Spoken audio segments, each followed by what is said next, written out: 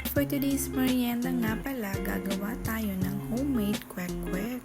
At syempre, para masimulan natin to, kailangan natin ng itlog. Una ko muna palang ginawa, syempre naglaga muna ako ng itlog. Binalatan ko na rin ito pagkatapos. Eto nga din pala yung mga gagamitin ko sa pagluto. Una ko nga palang ginawa ay naglagay ako ng 1 cup ng flour. At sinif ko na rin ito, depende na rin yun sa inyo. At pagkatapos ay naglagay ako ay ng 1/2 cup ng cornstarch. At sinunod ko na din pala ang 1 cup ng tubig. At naglagay na rin ako dito ng 1/2 teaspoon ng baking powder. At syempre, hindi siya matatawag na kwek-kwek kung hindi siya kulay orange, diba? At nilagyan ko na din pala ito ng 2 teaspoon ng salt. At nung okay na nga ang lahat ay hinalo-halo ko na siya. At eto na nga ang kinalabasan niya.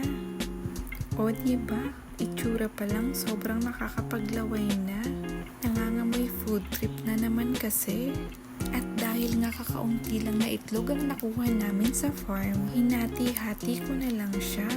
At eto nga't sisimulan ko na ang pagkukot ng itlog sa harina. Medyo maproseso lang talaga ang paggagawa ng kwek-kwek. Kailangan mo kasi talagang isa-isahin ang itlog. Pero sigurado naman na kung kapag natapos mo ito, ay mabubusog ka talaga. Paulit-ulit nga lang ang proseso nito hanggang sa matapos ka.